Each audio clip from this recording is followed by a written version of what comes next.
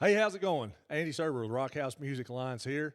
We're having a big old day again. Another one. We've got the one and only world famous Mr. Branden Martin in the studio today. How's it going, Branden? Oh, it's going the very best. Sure, I'm glad to be here with you. Oh yeah, we've had a big time so far, and it's just gonna get better as the day goes on. I believe it will. You gonna pick, and I'm gonna do the grinning, Sure. and I might flatfoot a little bit. I don't know. Get Man. after it. Just see if I get my boots all Yeah. greased up and ready to go. Yeah, man. So it's good to have you here. Want to kind of talk about your music, and man, you've got some fantastic songs out there, and kind of how you got into music. So I guess let's start there. What was the driving force and the factor that got you involved in music? Well, about everything that's ever come about with the music, I fell backwards into. I never really had any intentions of doing it. I always enjoyed music. Mommy listened to music all the time. Come up and she sang in church a lot, and then I got where I was singing in church a little bit and doing some guitar stuff. When I was about 13, 14 years old, got a guitar, and there wasn't much else to do around the house. So I just sat around and learned how to pick and things. And I read a lot of poetry in school and never told nobody that I didn't want to get beat up. Yeah, that might have. They took you out behind the dumpster over that, wouldn't they? But I got to thinking, I said, well, Lord, if I put these poems and this guitar together, that's almost a song. And I kind of worked on it around the house, just something for me to do, and just milled around with that, and then got to where I'd pick, Daddy'd holler at somebody, well, we're going to this cookout up yonder, and say, my boy plays guitar, he can come up here and play, and do that sort of thing for a while. And there was a place down the road from us. It was a sawmill during the week, and Friday nights is a dance hall, and Saturday nights it was an auction house. We go over Friday nights. Of course, that was the highlight of my week. That's what I was thinking about that all the way through school, and we get out there, and I'd play 4 or 5 hours. People shooting pool and dancing and carrying on, having a big time, and enjoyed that. More or less, I guess, where I cut my teeth in there, and then, but again, it was just something to do, just to be doing. Yeah. And milled around with that for a while, and then we'd play a VFW here, AMVets there, I think I might have played a fair or something, just put in a little spot, and then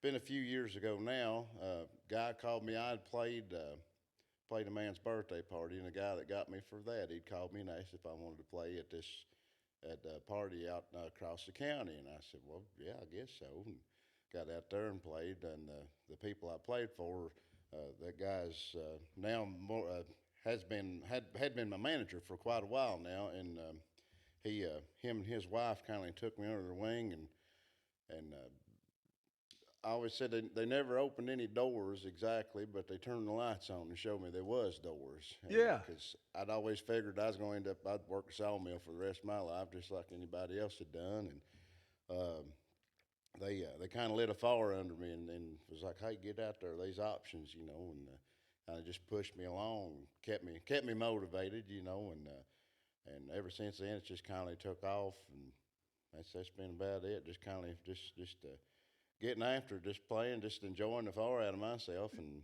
Yeah. find out, it never dawned on me that it was an option to make a living out of this. It was just something I started doing because I didn't have nothing better to do at the house, and it's just a wild thing. Well, boy, we're sure glad you do it. I love to listen to your music. What do you remember the first song you wrote? Yeah, it was a sorry piece of work, I can tell you that. I believe mine sucked pretty good itself. Yeah, it was one I couldn't even tell you a piece out of it anymore. It was a song called Kentucky Cowboys. I was probably about 14 or so, and it was about 5.5 minutes long. I guess I thought I was Charlie Daniels or something. Yeah. That one, but there wasn't a word in it rhymed with nothing. It all had a point. It meant something to me at the time, but it was a turd. Yeah. Yeah, I can't even remember my first one. I think I went to therapy, and they talked me out of that because it was pretty rough. Not to say that any of them are good today, but I tell you, I do want to talk to you about one song in particular, and I just ran across it, and the vibe of that song is just super cool, and it's the Nevermore.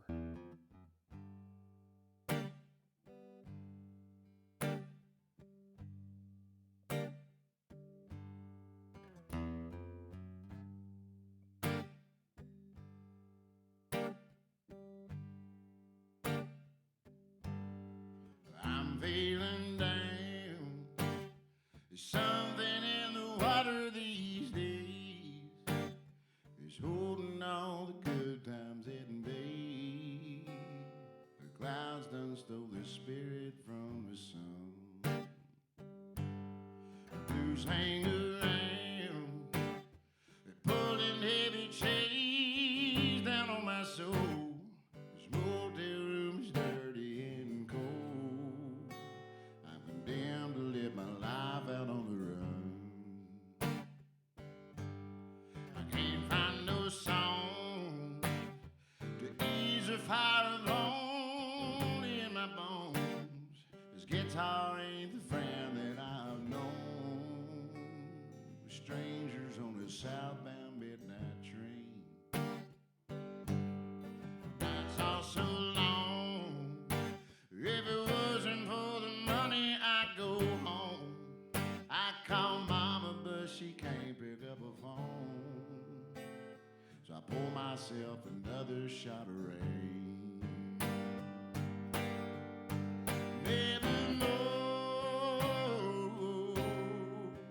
Nevermore, don't it all feel like nevermore? Nevermore, nevermore. Let that raven cry, nevermore.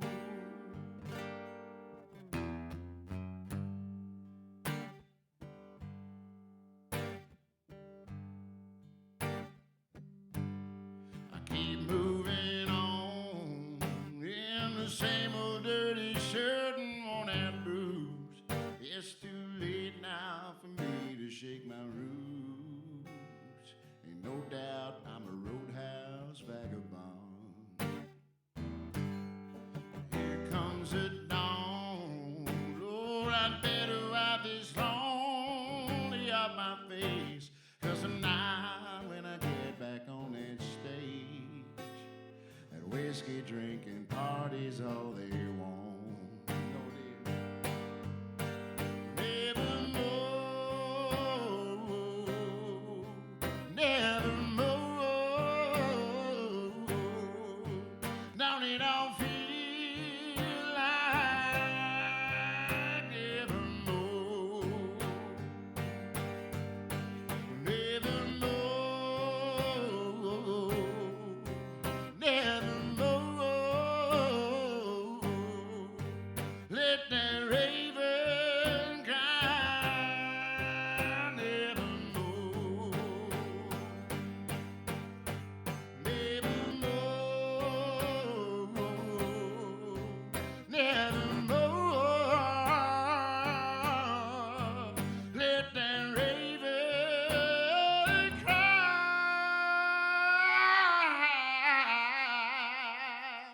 nevermore.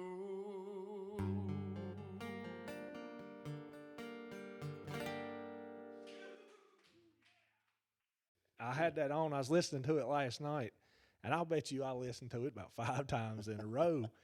It's just got that spooky, cool vibe to it.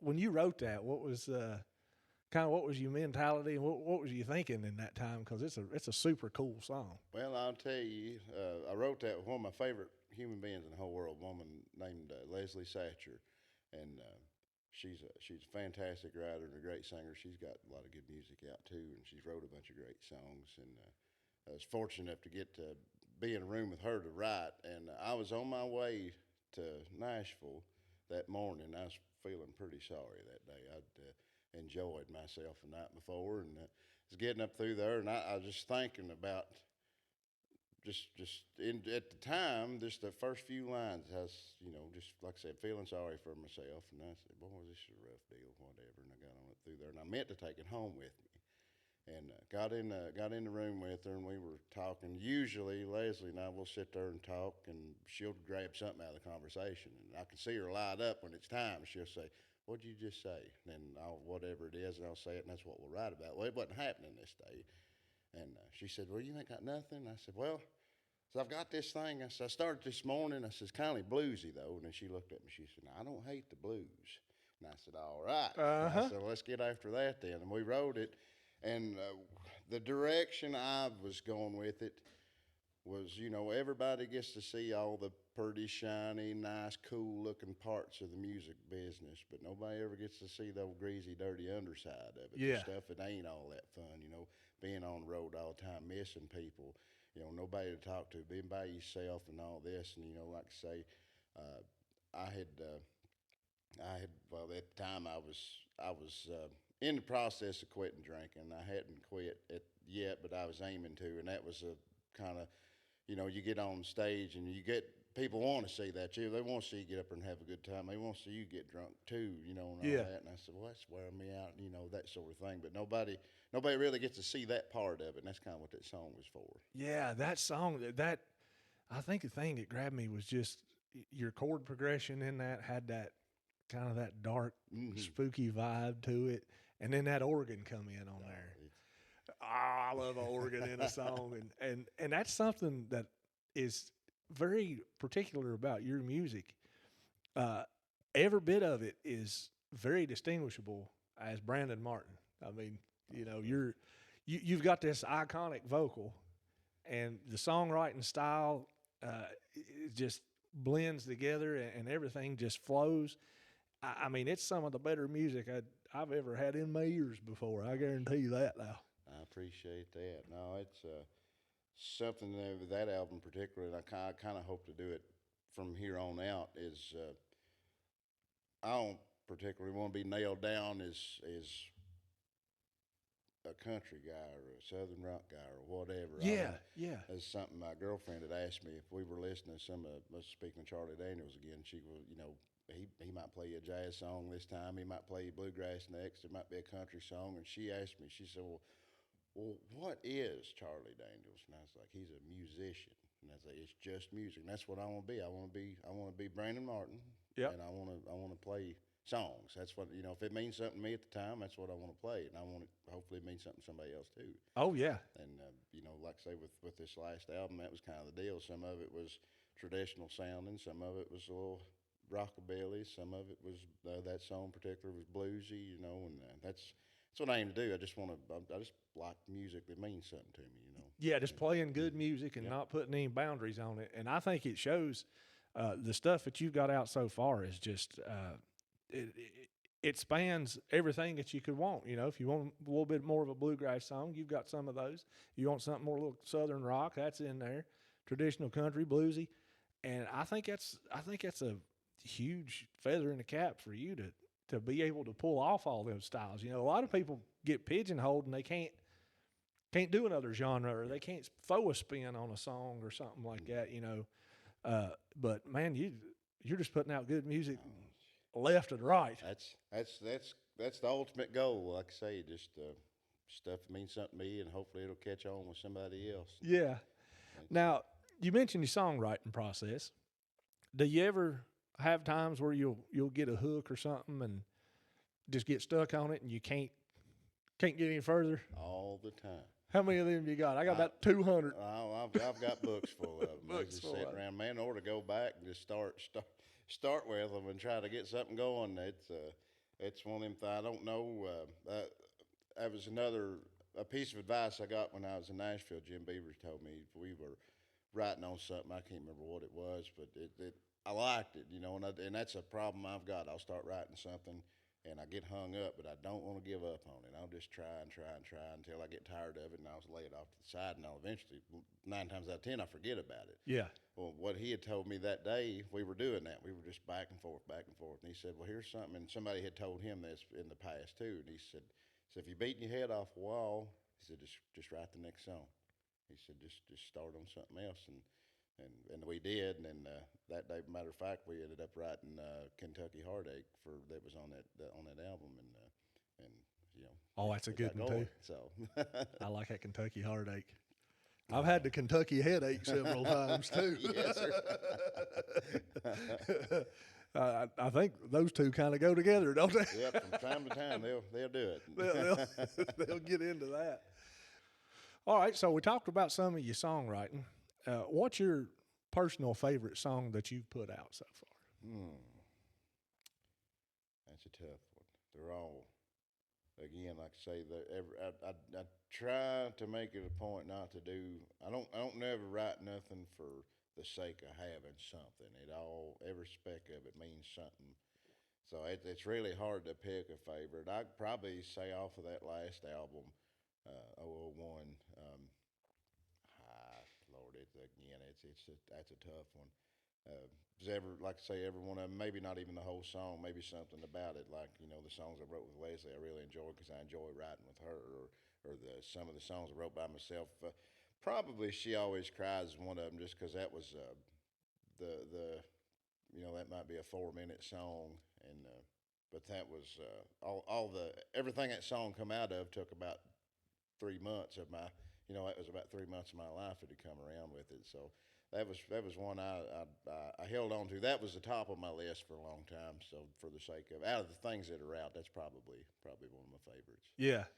Which I get those. I got a few that I like to play that are just fun to play, or I can really dig in on those, or something like that. Do you have any that you don't like that you've wrote and you're like, I got to play this? I'll be perfectly honest with you. When we first put it out, "Drink to Remember" was the one. Really? And it was it's been years ago now when I'd started that song, and I was sitting under a pavilion in Kentucky.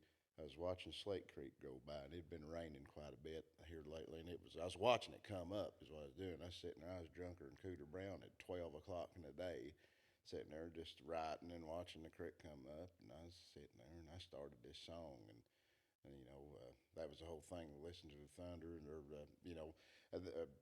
all of this, and I just something in my heart. I said, "Moses, this just ain't this." I don't know if I felt like it wasn't the time or wasn't the song or whatever, but that was one of them ones. I put it down. It was like 4, 5, 6 years later. I was in Nashville, and again, as me and a few buddies of mine, Christopher Monteverdi and Joe Jorgensen, we were sitting there in East Nashville, and again beating our heads off the wall. And I was like, "Well, I got this one. Let's see if we can come up with something." Maybe that was the problem. I was thinking, maybe just throw this to some other fellers. Let's see what we can come up with. And sure enough, we finished that song just in a minute, and we got done with it. And I was like, I don't know. I was like, well, it's a little poppy, or it's this. I said, well, it ain't quite. It don't feel like me, And then he said, well, let's run in here and do a work tape anyway. So we run in there in his studio and done a work tape, and I listened to it down. I said, I still don't know, man. I don't know about that song. He said, well, just sleep on it for a little while, and maybe it'll come along. And again, when we were putting that record together, I took it to my producer, and I was like, well, I got this one here. And I said, I don't know about it. And he listened to it. He said, man, I think it might be the song. I was like, man, I don't like it. And then Still wasn't on it. we done a scratch on it and put the band to it. And then he's like, man, I really think. And I was like, I'll do vocals on it, but I don't know. And then we done it, and I still like, man, the more we done it, and I mean, it's got everything that I wanted in a song. The steel and the lyrics and everything. It sounded great. But I was like, I don't feel like the song. And then of course, then I started playing it out, and then people started. They was like, hey, they was like, "Drink to Remember," and I said, and I wouldn't for a while. I wouldn't play it. And I said, no, that ain't the one. I'm just trying to sell beer up here. I don't want to make everybody's whatever. And went on and on, and I fit that song tooth and nail forever. Then we made a music video for it and put that out, and it kind of took off again. And I said, well, I guess I'll play it a little bit, but I don't hate it now because I've grown. It's grown on me. Yeah, yeah. But, I got tickled, and it wasn't a song like that Ray Wiley Hubbard was talking about. The No, it wasn't Mother Blues. The Redneck Mother that he had wrote, and he said he was talking about. Said when you write a song, you put it out. He said you got to think to yourself, "Am I prepared to sing this for the next 30 years?" Yeah, and that's the thing about it. and I didn't, but wild things happen, I as much as I fit that song, and that's ended up being one of the ones off of that record. So, yeah, is that your top performer? Or? People really enjoy it, but it's not a. If you're in some of my favorite crowds are a listening crowd. And that's something Ryan and I have talked about quite a bit. If I had my druthers, I'd play listening rooms every show that I ever done. I love them. But there's sometimes you get in a great big room that it's like that. But that one for a crowd that's came to listen, that's a great song. And then people that just follow the music that really like it, they'll holler for it. But Yeah. it's it's not in my mind. I'm up there. I want to holler, and I want to get people moving around and stuff. And that just it wasn't my favorite, but I mean now it's grown on me, so it's just one of the boys. Now it's one of the ones I'll throw it in there about every show. So Yeah, and that's a cool thing about the catalog that you've got. Uh, I talked about this a little bit with Rye last week. He's the same way. Y'all have got songs that fit any mood you want to be in. I mean, just wherever you are. And I've not got to catch one of your live shows yet, but I'm going to.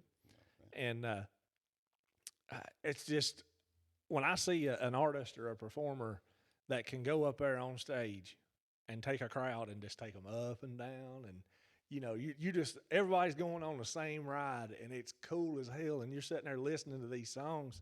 And for me, I'm like, how in the hell did he come up with that line right there? You get them that get you chill bumps and stuff. And I'm like, ooh, I'm jealous of you. It's like, but you mentioned the listening rooms. Now, you like to play those listening rooms, and I get, is that more of your songwriter side where you're like, I can really get in and connect with these people? I like going to a listening room because, being a fan of songwriting and stuff, I think those are just a totally different experience than like a fair festival or something where you're just going out there and smacking them in the face. Right. Yeah, they definitely are. Depending on where you're at in the world, sometimes half the crowd are writers also. But regardless of where you are, there's something about a listener. Well, I mean, the main thing, it is a listener. And those people came there. They didn't come there to get drunk. They didn't come there to see their buddy. They came there to listen. And I like them because, and I'll do it half the time anyway, but, I don't have to worry about keeping them coming, just keeping them going. I can get up there and I can take 3 minutes in between the songs, say, well, this is why I wrote this song and this is what it means to me, and I hope y'all enjoy it. And that's something that means a lot to me. That's a connection you can make, even whether it's 10 people or if it's 500 out there. When I get to explain those things, it's something special to me, and that's like I say, it might be that's kind of like getting your cake all the time. Like I said, if a man could play them all the time, but and I don't think I could do it. I don't think I'd give up the honky tonks and some of these rowdy venues and stuff. But that's them listening rooms are special. Yeah. And there's a lot of fun in a honky tonk and a rowdy venue. Yeah, that's it. There's all kind of fun can happen in there. Well, you got a lot of cool songs out there in the wild now, as I call it. You got any new stuff coming up that you're working on? I have. We've got plans right now. We're not exactly in the going process yet. Trying to get everything in order.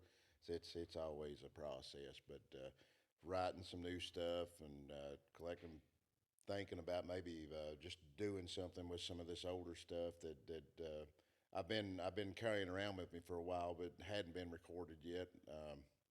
And maybe, well, thinking maybe about just changing some things up. It won't be so different that it won't be me anymore. But I'm thinking about making things a little bit different. So I'm hoping it's going to be real interesting. Yeah. Now, when you go in the studio, what's that process look like? Do you typically have a band track everything out first, or are you involved with that as it's going along, or what's that look like? I'm less than apt on the technology side. Usually, now it depends on what we're doing. Like with that EP, the Live at Southern Ground, we just went in. Me and whoever else was playing with me at the time, it'd be me, and per song it was a different musician. So it'd be like me and a fiddle player, and then the next song would be me and dobro, and then so on and so forth. We just went in there, played the songs, and put them on, and that was the deal. Of course, we made videos with that and did the recording, put that on the CD. Then when we did the album, we went in and tracked the band first, and of course I sang with them, and then we just took them out, the vocals, and then went back in. And then I did my vocals over, and then we had the backgrounds and things come in, and we added a few things after. Something I'm really interested in doing is a true live recording, and because they was something, I really dig on them blues from the back in the day, in the 30s, 40s, 50s blues was just something about it. Oh yeah. They wasn't a guitar that was tuned and no buzzing dead strings, but it was real. I like that raw sound, and that's just something I want to see if I can catch. Oh man, I just got chill bumps now. You talking about that? Lord have mercy. When's this gonna come out? And can I help? I'm hoping we can do something like that soon. I want to do.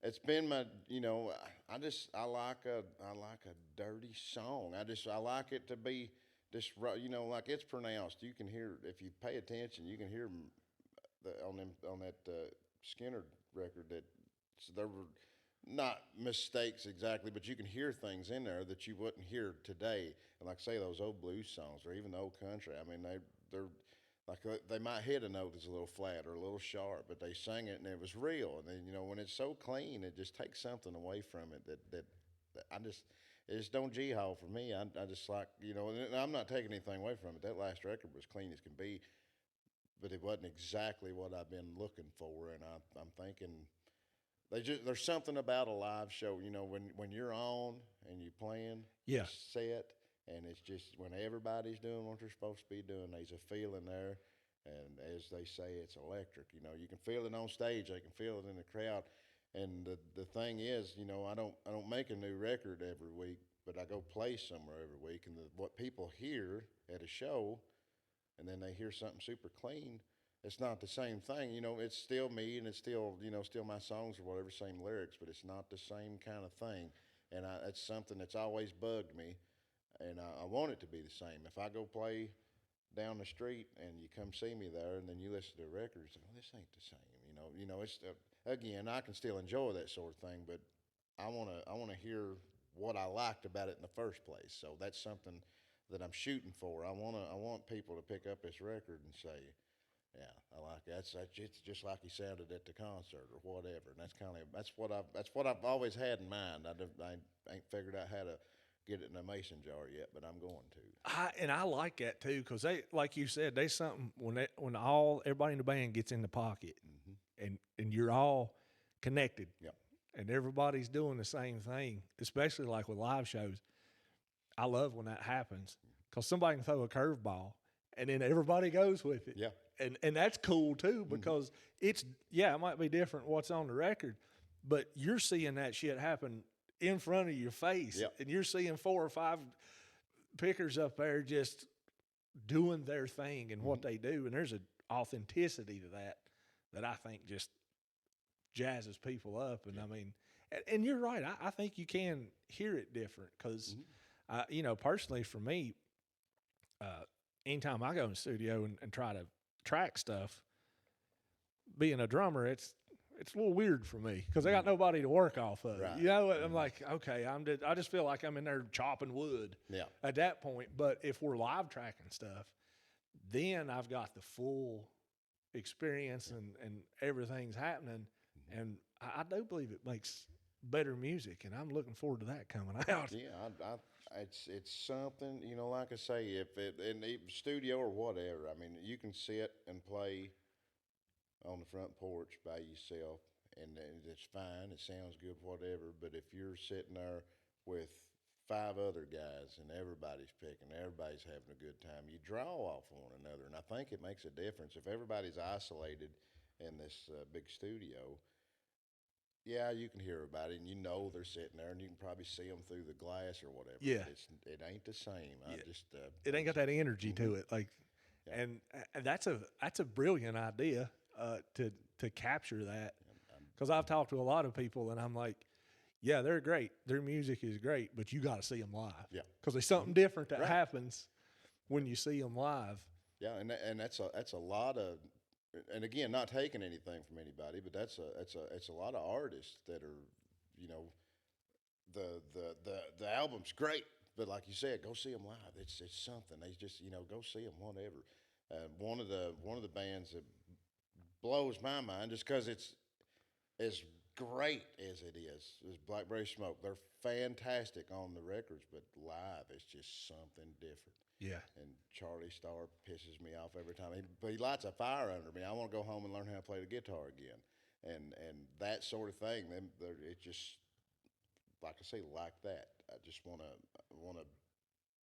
put it on the record just like it is on Yeah, the show. capture that moment. Because that's all it is. It's the 3 or 4 minutes you're playing the song.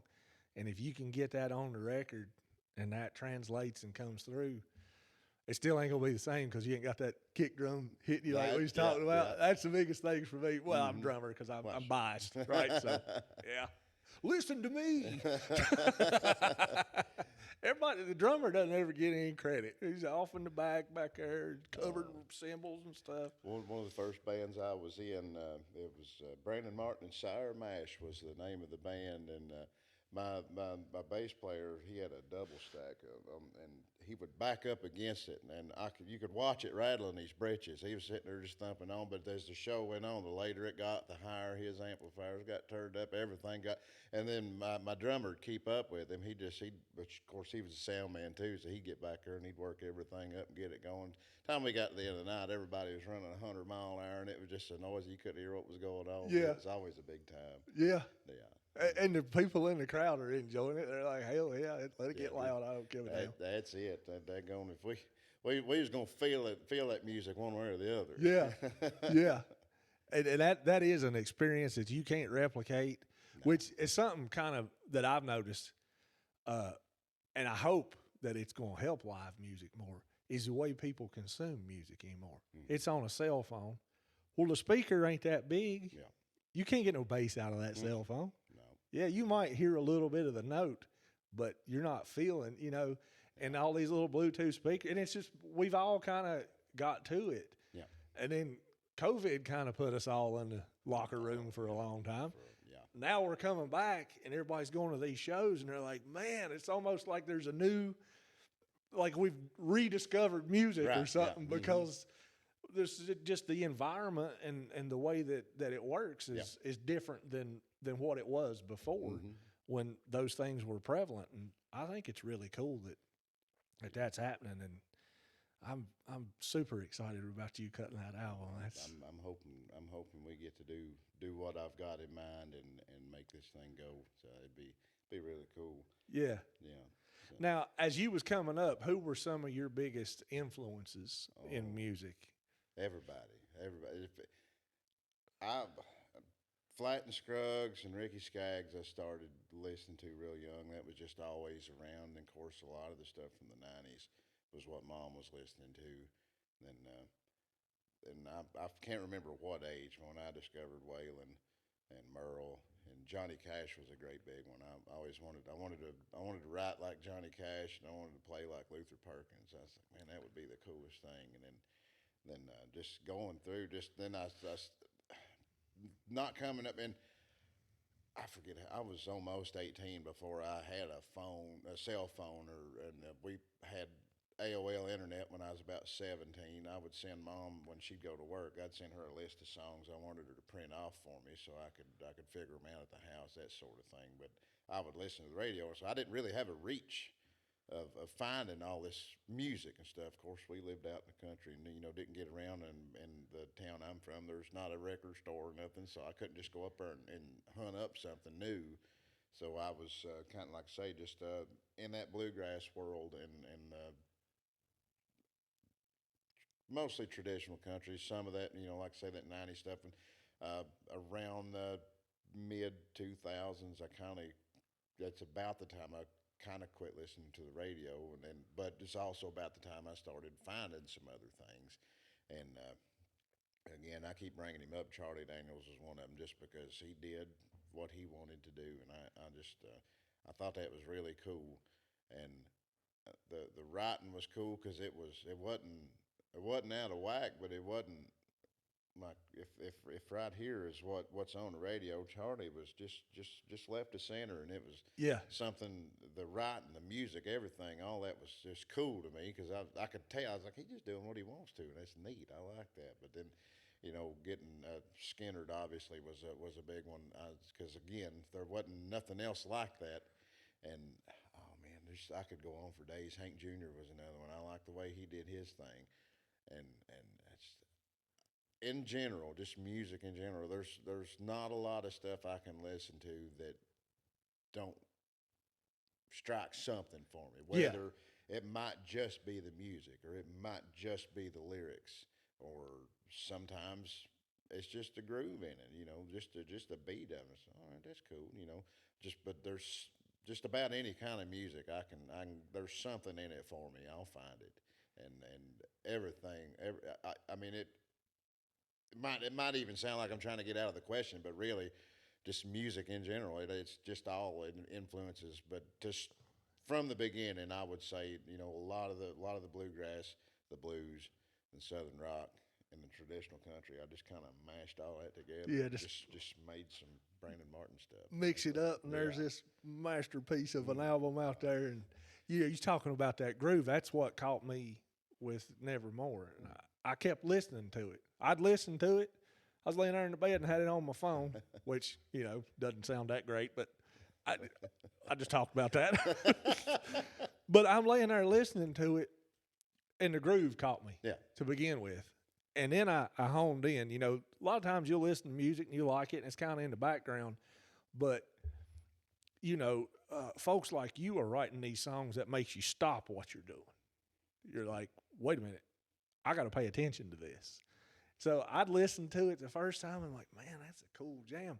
And then I went back, and I heard something totally different the next time, and I just kept doing it.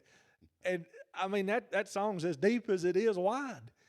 And I kept going on that thing, and man, that just for me as a fan, I'm telling you, that one right there, just whatever reason, I connected and caught up with that one, and couldn't put it down. Oh, shoot, well, I'm so glad to hear it. That's something.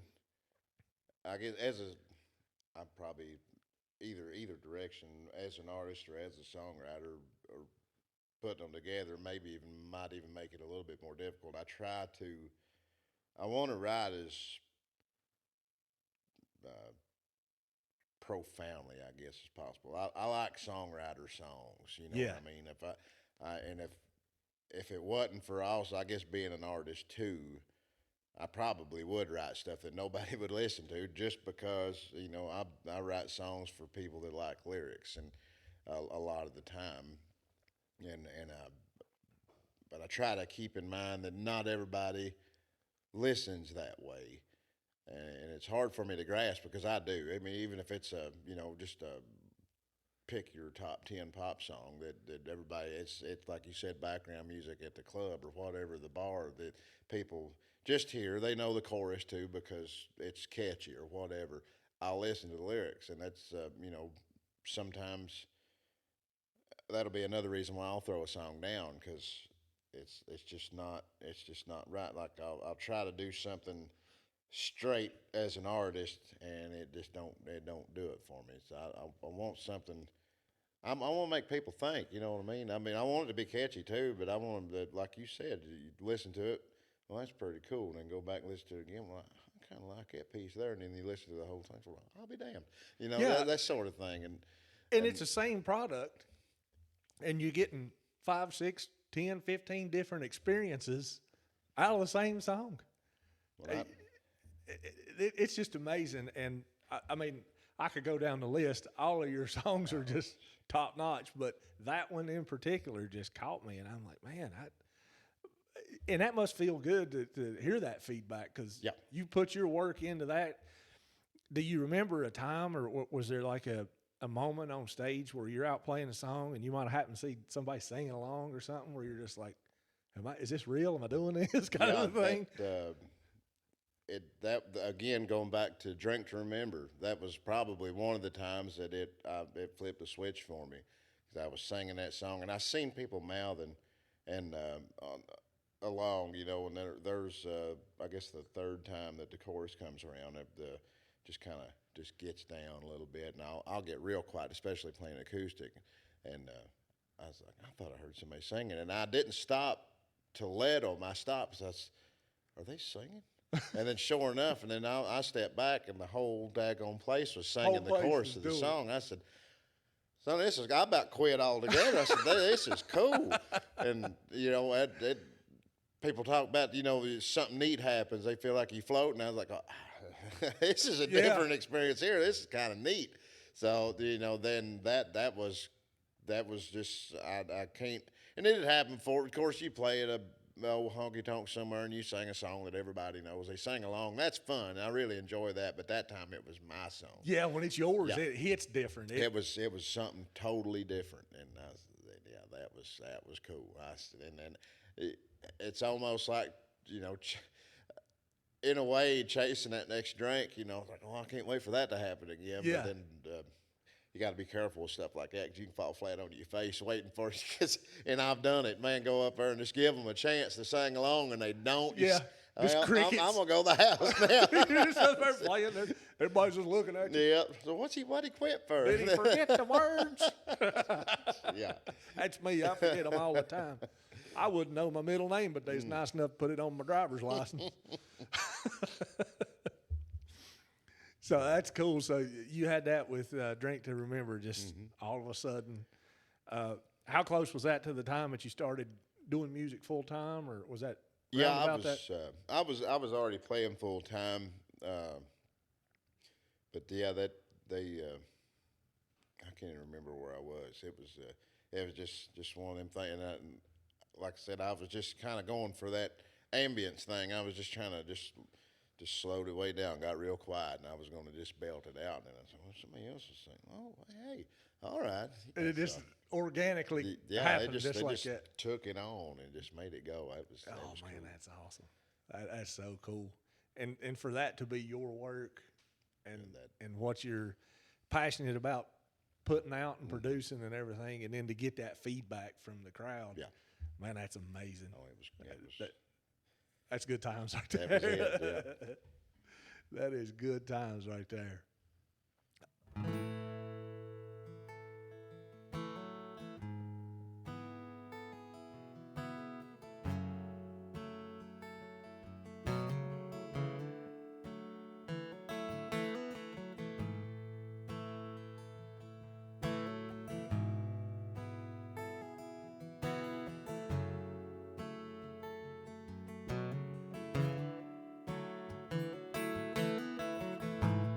Listen to the thunder, smell the rain. Watching that creek roll, Lord, it always seems the same. I've been waiting on a day like this. Sit right here all day long with a feather whiskey in my face. I drink to remember, I drink to forget, I drink till it all makes sense. I drink to the memory of a time long ago. I drink to the things I can't let go.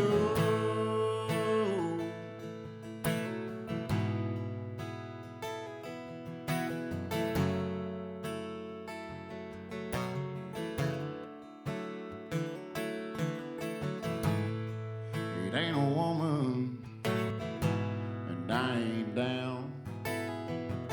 If you can believe it, I'm drinking to remember, not to drown. I'm thinking about the good times I've had, and trying to remind myself that life really ain't been all that bad. I drink to remember, I drink to forget, I drink till it all makes sense. I drink to the memory of a time long ago. I drink to the things I can't let go.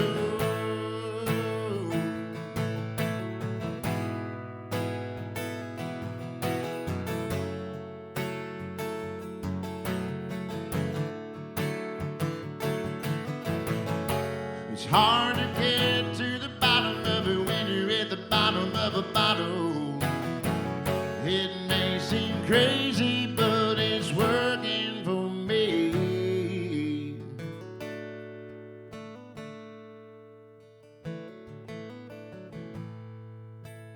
I drink to remember, and I drink to forget, and I drink till it all makes sense. I drink to the memory of a time long ago. I drink to things. I drink to remember, and I drink to forget. I drink till it all makes sense. I drink to the memory of a time long ago. I drink to the things I can't let go.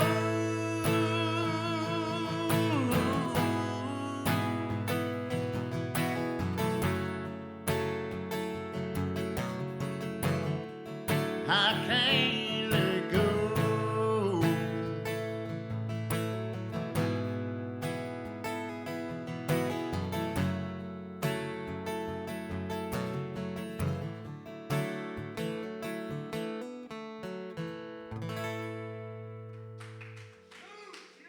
Thank you. Well, so we've been talking about music a little bit. What do you think about this upcoming fight with Mike Tyson and Jake Paul? A little off of the topic, but that's Yeah, an outlier right there. That's something different there for sure. A 60-some-year-old man fighting a 20-some-year-old man. But now, Mike Tyson ain't no joke. No, that's like I couldn't even. That'll be an interesting one, I think. Yeah. he's and I've been listening around, listening to Rogan talking about him training up and stuff, and the way I understand it, I think Tyson might be. He's a little bit more ready now than he was when he slowed down. So I guess this could be. Yeah. He could. And he's a knockout artist. I remember watching him back in the 80s and 90s and stuff. I mean, that dude is – I don't even believe he's human, to be honest with you. I think he must have been Elon Musk's first prototype of a robot or something, because he's pretty brutal. Oh, yeah. And old Jake Paul, now, I think I saw they's going to make like $44 million or something. Shoot. So, I don't know. I might walk in the ring and let old Mike whoop a tar out of me for that amount of money, Yeah, I probably would too. Just try to stay away from him for as long as I can. Yeah, keep it just interesting. run. just run around. Just make sure I run directly into it when I'm ready. I just let's stop it now. Yeah, Yeah. I'm out of breath. Hit me in the head.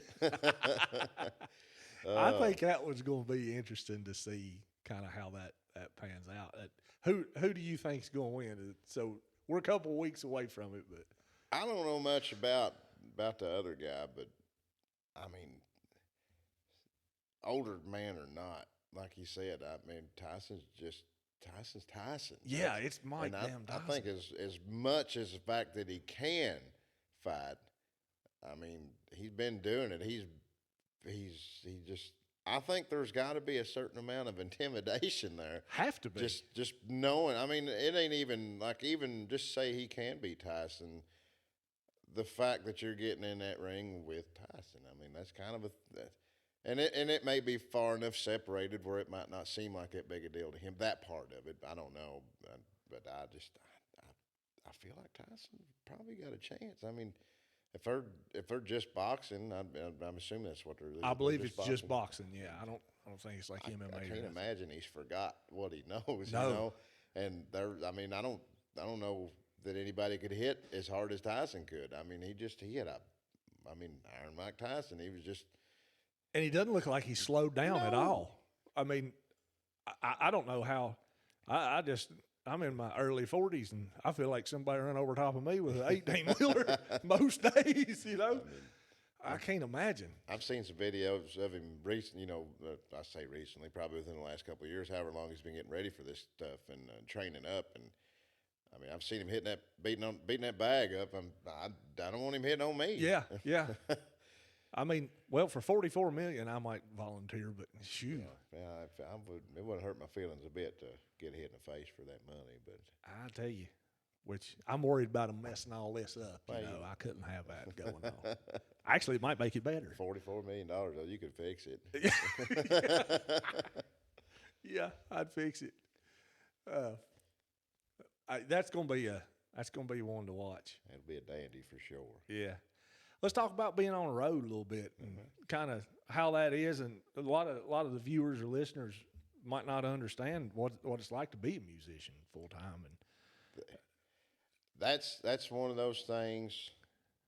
Getting there, load in, load out. That's what we get paid for, and that's what nobody ever sees. yeah, But yeah, load in, load out, and the traveling is what I always said I get paid for. The rest of it is just me enjoying myself. But the road is something else. I don't mind it a bit. I really enjoy it. I like it anyway, but I really like going places I hadn't been yet. If it's a repeat round, it is what it is. It's just I still love the shows, but the in between parts ain't that exciting. But if I go to a new spot in Texas or even a new spot around here, I really enjoy that part. It's a little bit more difficult being in a relationship and doing that when they don't get to go. yeah, I know Amanda. She's not a big fan of me leaving out for. She don't even like me being gone for the night. So when I'm gone for a couple weeks, it's a little tough. But I enjoy it. I don't mind. I feel like I can collect ideas if I'm just there's something about that windshield time. It's good thinking time. It's almost a meditative spot to be in, and I don't know. There's something to it. I just really enjoy being on the road and going places. Now, do you listen to music during your windshield time, or do you kind of step back away from it, or? Well, now it depends on what my mood is. I didn't for the longest time. I had this great big idea. I said, well, if I step away from music, I had it in my mind that I wasn't going to get influenced at all. I said, I don't want to be influenced unless I mean to be. And I listened to books and podcasts for 3 or 4 years, and that was about it.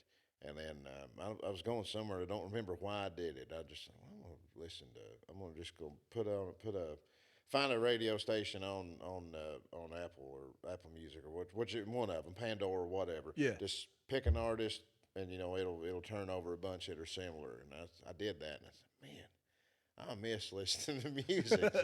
And now I go back and forth. Like I said, if I'm really thinking about a song, that like if I'm writing, I've got something on my mind, I try not to listen to music just because I mean, I can avoid it. You don't have to let it get in there on you, but sometimes it will. So I was like, well, try to avoid that. But and I like, I don't know, I like listening to books and podcasts too. So it either way, but there's something about, like say, Jerry Reed's one of my favorites, and I love his writing, and the guitar picking's just phenomenal. And I'll listen to that stuff. Well, I can't play like that, but that inspires me to play.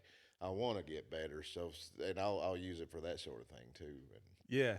But I don't know. Yeah, but if I get to listening to music, there's something again different about listening to it in the vehicle. I enjoy it any place, but if I'm driving and especially songs I'm familiar with, and if I'm listening to new stuff, I'm focusing on that because I want to hear what they're saying. But if it's just stuff I've heard a million times, I can still sit there and enjoy it, but I can also still get that meditation going and just kind of sit there and just be in it. And now, are you writing songs going down the road sometimes? Sometimes I've got a little recording app on my phone that's chock full of ideas, and I'll come up with a line or a melody of some kind, and I'll either hum it or sing it. And I didn't realize how noisy that was until I listened to it. I had it plugged up to my speaker at the house, and I went to play it. I was showing somebody something. I was like, "Here, listen to this." So I got to check this out, and then it was just most of it was, you hear that old highway noise going on. I said, "Oh, shoot." But hey, yeah, that's authentic, genuine music. That's right. That's right there where it happens, right behind the steering wheel. That's it.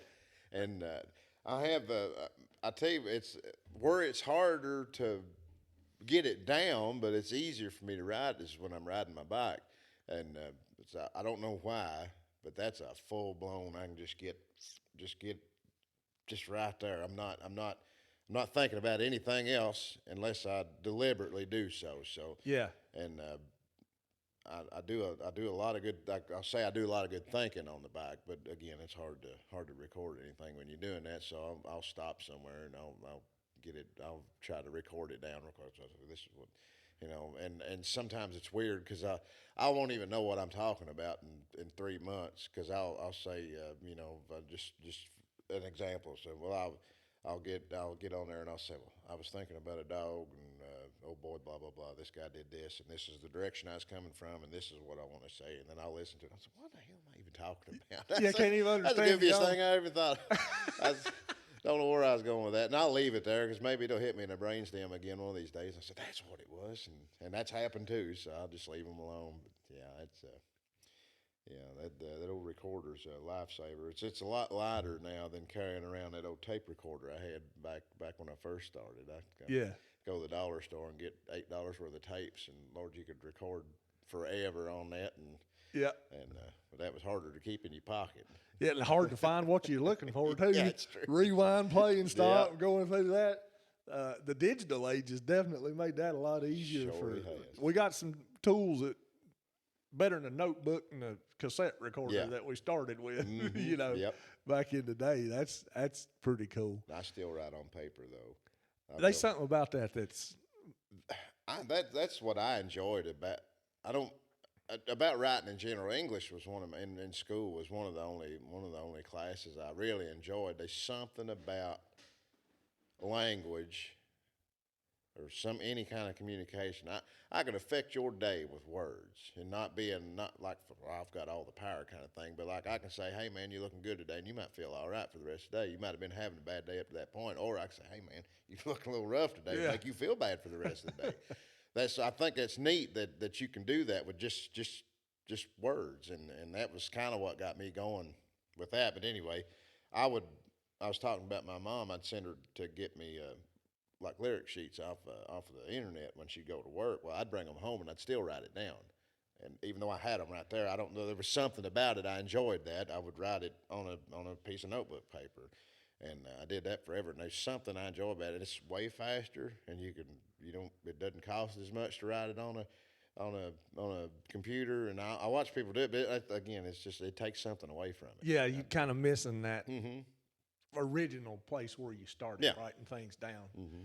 And I guess even writing the songs that you were trying to learn helps you burn those into your brain.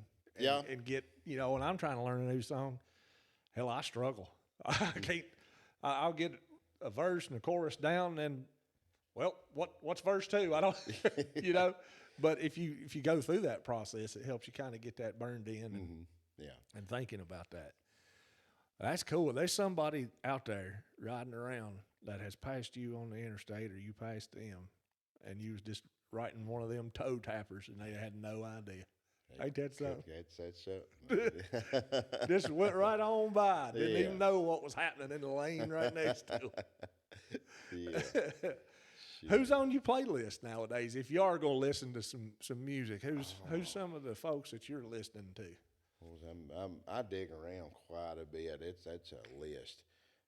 Most of the time, I won't even say most of the time, but it's probably most of the time. Most of the time, I'm digging backwards. I'm all about just finding stuff that's been around. But I'm a B-side guy, so like if I'm listening to for Charlie Daniels again, I'll listen to those jam songs he had just because I think they're neat. Or like if I'm listening to Skinner, I'll listen to Mr. Banker and Mississippi Kid and stuff like that. People that are fans know the songs, but just in general, if you holler out Skinner, they're gonna holler Free Bird or Sweet Home Alabama stuff. I like that obscure stuff, and that's kind of I don't know. I'm hitting around. I really don't have any picks. Like I say, it's been a minute since I've really been listening to music. But I was real keen on following Jinx and Whitey Morgan there for a while, and daggone Sturgill was just doing it to it there, and Yeah. then of course at anymore it's the guys I'm running with. So Ryan, Addison, and George, and all them guys, and just the people that I have played shows with or run into. I want to check them out and see what's going on, because that's the real stuff. You know, I'm not holding anything against anybody, but most of us don't have 5 or 6 guys we can holler at and say, "Hey man, I'm fixing to do an album. You got some songs? We're writing them songs." And I like listening to people that I like listening to songwriters. You know Yeah. what I mean? And so I don't. I, I wouldn't even know where to start on a playlist. You know what I mean? I'm just kind of obscure as can be on that stuff. I just go through it, and there, that's one of them things. Even like I say with my stuff, I don't know how to nail it down. I just whatever strikes me in the moment, and And that makes sense, because why would you put a boundary on something as powerful as music? yeah, You know, why would you say, "Oh, Brandon's a country artist. He can't go over here and do this bluesy thing"? Hell no. I want to hear that. You know, anything different, new, and Yeah. exciting. And I mean, that's how music has expanded. I guess it started out just church songs, and my show. that was the end of it. And then 50s and rock and roll come along, which the blues was already happening in the 30s and 40s, like you talked about. And it's just grown and grown and grown. And talking about that, you know, yeah, music does have to change. Now, I'm not a big radio fan whatsoever. I've got to dig my music out, and I got to find these people. And luckily, with the playlist and stuff, that's helped tremendously, because you can listen to Branden Martin and you'll hear Clint Park pop up. You're like, well, hey, who's this dude? And he's got some fantastic music out there. And, you know, and I was talking about that a little bit with Rye, about kind of the progression, where it's kind of started with me with Jinx, and then I started wiggling my way down. And I'm like, all these people are out there making this badass music. Yeah. And that's cool that it's getting to that point. Now, do you find it harder to book shows, or well, I guess you wouldn't have a reference point without being in that big machine out of Nashville, you know, back then. But I guess, do you think it's easier to get your music out to people and to build fans now than it would have been back in the day? Oh, well, it has to be. Just we're in the age of Instagram and YouTube and TikTok now, and I've still not started fooling with TikTok much, but I hear that's the way. Everybody I talk to is, "Well, you got to do TikTok," and it's super easy, and I almost think I don't know. I won't say.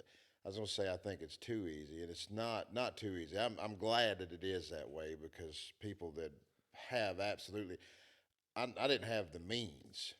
Had I had the idea, and I really didn't. Like I say, my manager and his wife lit the fire under me.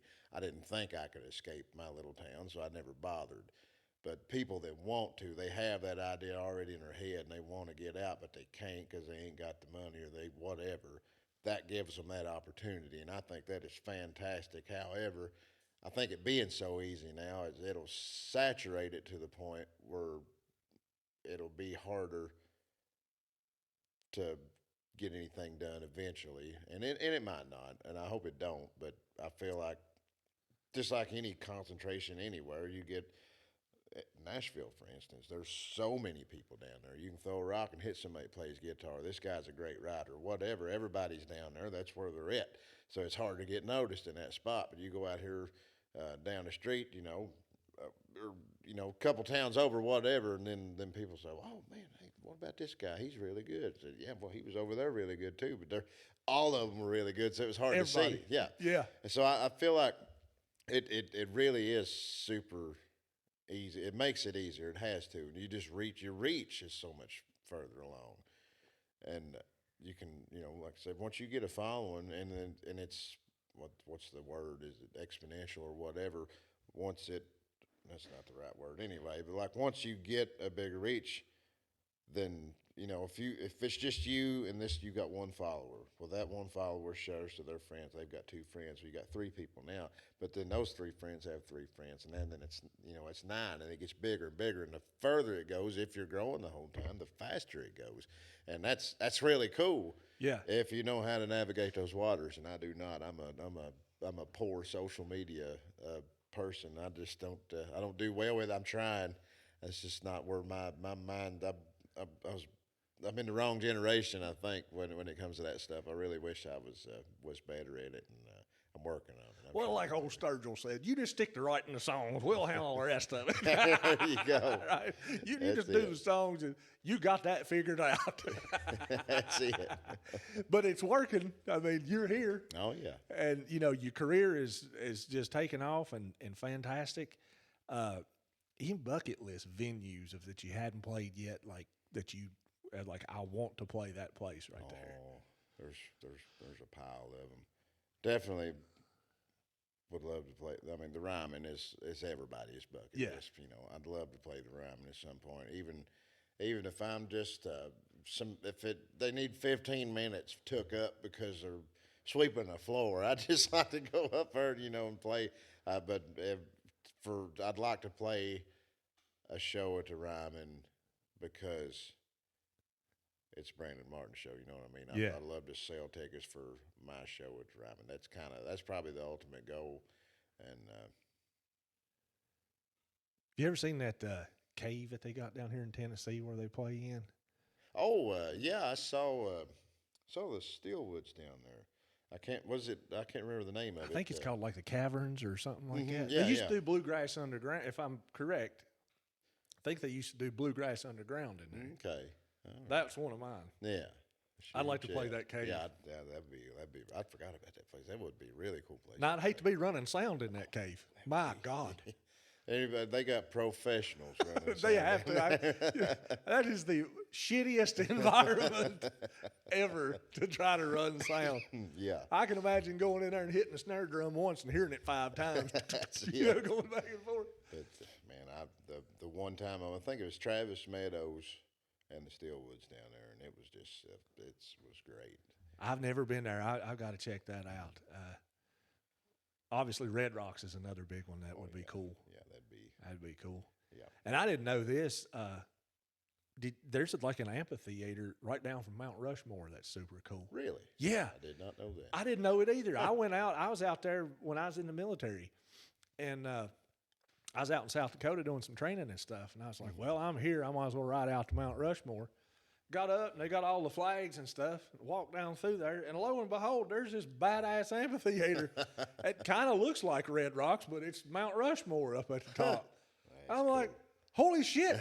I didn't even know this was here. I'd like to play here. I don't know why more people don't play there. Yeah.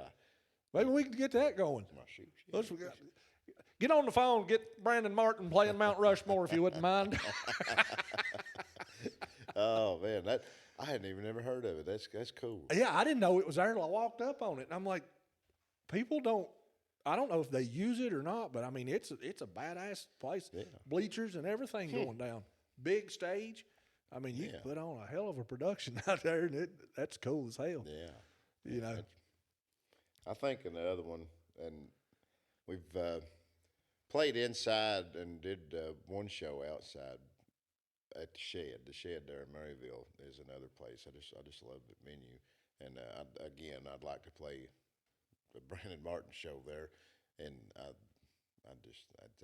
don't know why it's just one of those places. I just really like that venue. I think The that'd be Shed great. is probably one of the coolest venues, and I feel lucky to be close enough that I can get down there. Oh yeah. You know, and I've only seen one show inside, which was Addison and Kendall played Okay, inside. Yeah, that was a dandy of a show. Oh yeah, and I thought, which I had another thing going on. I'll tell you about that later, but I thought it was going to suck because it was inside. I'm like, I wanted to be outside Right, on the yeah. big stage because I've seen a lot of shows down there, and it's just, and the people down there, you don't have any like super belligerent drunks. No. It's just a cool vibe, biker bar kind of a thing. And dude, they've got some of the best sound Yeah, oh, it's around. great. I mean, those guys are killing it down there. And I saw that inside show. Hell, I didn't even know that place was in there. No, well, I didn't either for a long time. I bet you I've been going there 2 years before I knew they Yeah. ever had, because I just figured when it got cold, season's over, I'll catch y'all in the spring. Yeah. But that inside venue is good too. No, it's great. I played the first time I played there. We played inside, and I don't remember if I had any expectations on that part of it. I just I'd actually played Garden City, Missouri, the night before, and I didn't when I routed everything. I didn't pay attention, didn't realize that was like a 12-hour trip. So as soon as I got done, I said, "Well, I'll hit the road," and that was a whole deal too. Getting back over there, I was coming back through there, and I wasn't paying attention. Stopped in St. Louis, on the. I think as soon as I got into St. Louis, I stopped, and there were no hotels, no nothing. Like I didn't see anybody. There were no cars, no nothing. Just I thought I'd missed the boat on the Rapture or something. Yeah. Good God, I said, I'm by myself in this place. So I said, well, I'll go to the other side of town, see if there's anything. Got over there, and it was full. They must have been a baseball game or something going on. So I said, well, I'll just keep on going. I'll drive till I get tired. Cross that bridge there, wasn't thinking about where I was in the world. And then I get across as soon as I seen that Illinois state line, I was like, I had a pistol in the truck with me. I was like, well, if you ain't from Illinois, then you're not allowed to have a gun in Illinois. Yeah. I was in bad. I never was so grateful to see Paducah, Kentucky in my life. I got down there and ended up driving all the way in, but I was playing with Dallas Moore out there at the shed, and we were inside, and it was a great night. Oh yeah, that's the sound is super. It's just all around. It's just like I said, it's just a great venue. Yeah. We're actually playing down there coming up in a couple weeks. 23rd, I believe. 23rd. Not that I've been stalking you or anything like. There. I went and said that. No. Daggone it, I ought to kept that to myself. I'm just a big fan. That's Well, all sure. it is. I know when you play and where you play. I'm just a big fan. It ain't nothing like that.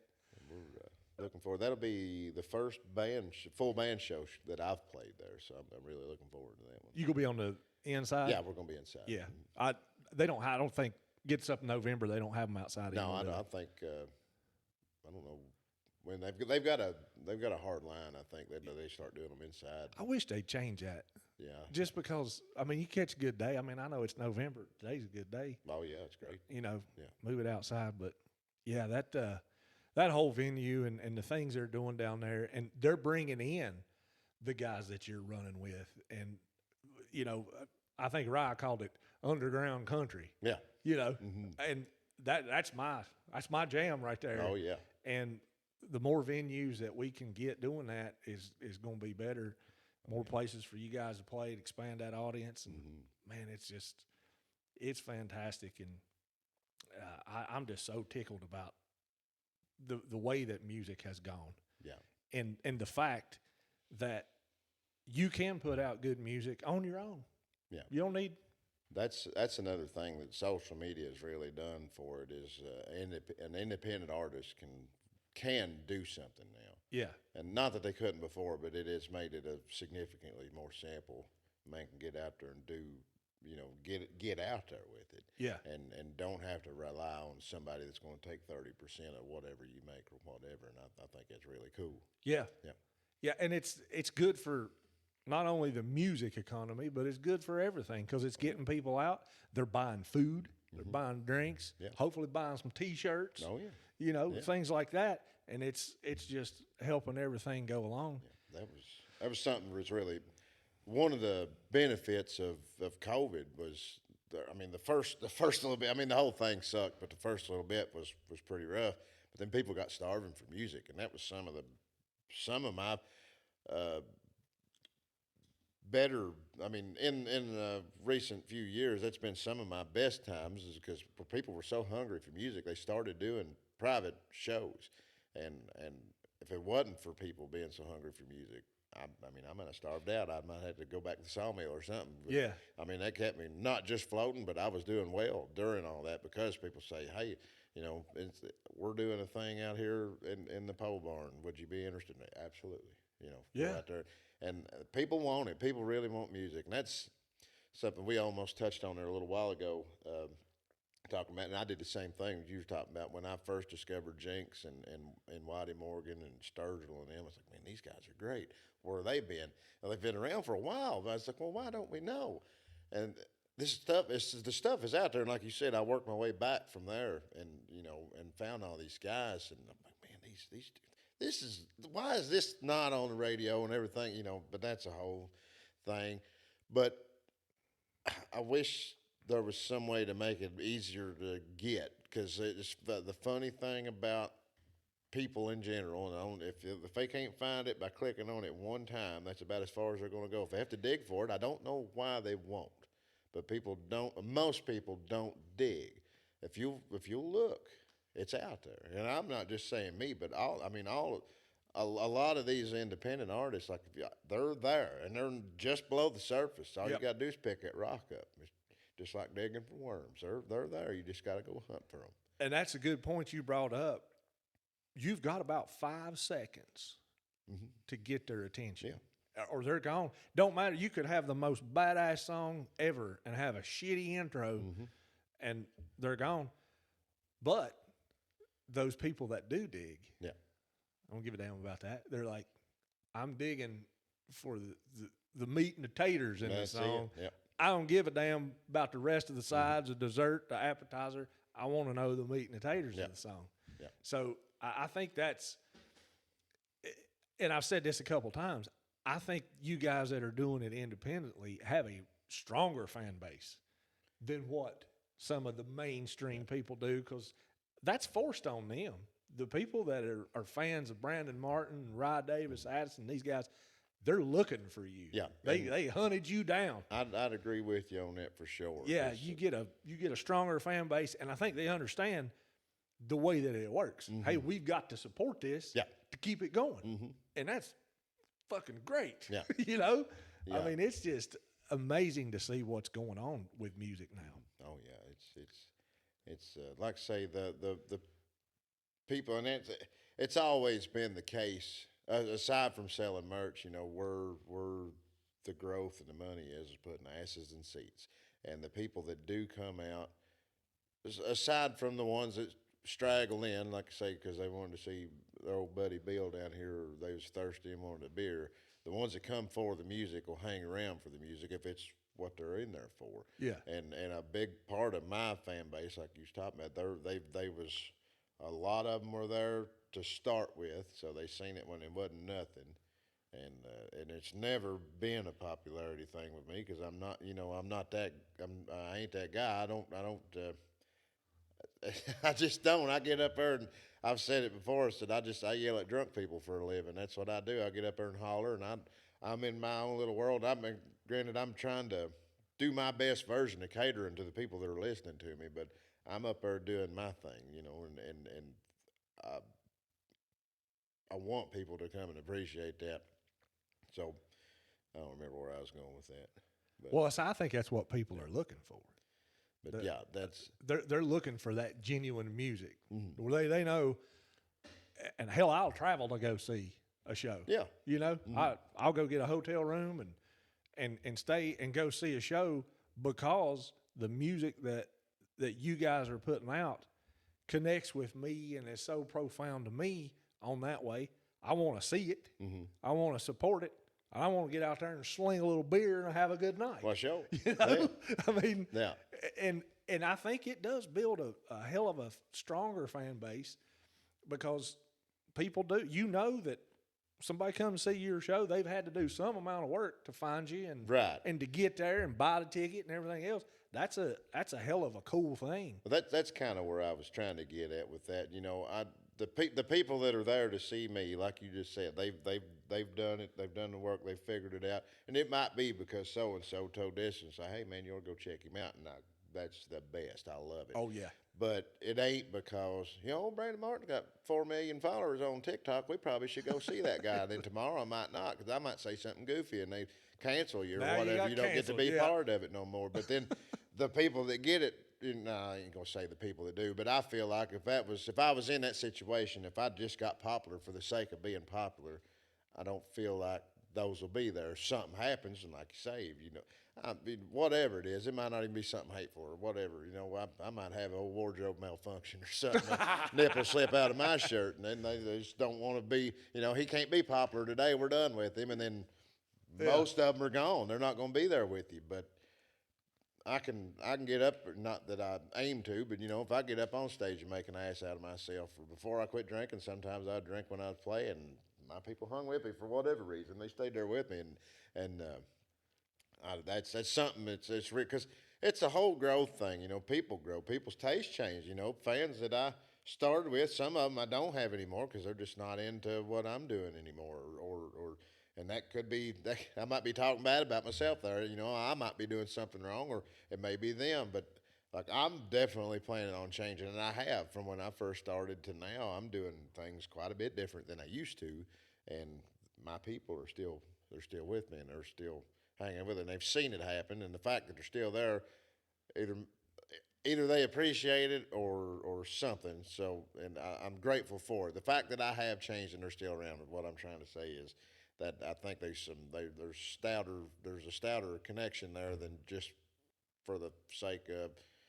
Something cool happened, and I want to follow this guy around as opposed to I like this guy and I want to follow this guy around. I think I took a 10-mile trip around what we got at the beginning of that conversation. I think. Well, here's the cool thing that I just realized when you were saying that your music is growing because you're growing, as a person, and your life experiences are going to be different. And you write about genuine shit. Mm-hmm. So, 100 years after you're dead and gone, there's going to be people out there that can go back and pull your music up and listen to your life. No, that'd be cool. Ain't that cool That as is shit? You'll be long dead and gone. You be worm dookie. And there's going to be people that can come and connect with one song, and then they start that process. And they can follow you your whole life. I mean, Willie's a good example. Man. Well, hell, he's playing somewhere tonight. 90-some years old out there doing it. And you can do that with Willie. You can follow his whole life through his music. So not only are you producing a product that's cool now, your product is going to be cool forever. And that just hit me as we were sitting here talking. I sure hope it is. I don't even know why I thought of that, but that's pretty cool as hell. Yeah. To think that the stuff that you're doing, it's out there and it's perpetual. And, man, that is just fantastic. That's a fantastic thing to think about. That is very cool. Well, I'm all fired up now. I'm ready to go play some music. You want to play some music? I'm ready. Well, folks, we certainly appreciate y'all tuning in and watching the conversation here with Branden. Go check him out. Website is brandenmartin.com. Is that right? BrandenMartinMusic.com. BrandenMartinMusic.com. Go buy you a T-shirt. They make great stocking stuffers. We got the Christmas coming up. Get you a T-shirt. Buy yourself 1 or 12 copies of his album. That'll be nice if you do that. These 12 days of Christmas, I figure you might as well get one for each one, right? Sure. Get you a Branden Martin album for each one. Yeah. But go like him and follow him on social media. And check his website out. Go see a live show. You're going to like it. The man is real. He puts out real music. It ain't thin. It comes from substance, just like you learned in this conversation. And we appreciate everybody supporting independent music, and we hope that you continue to do so. Let's get out here and go play some music. Sounds good to me. Y'all have a good one.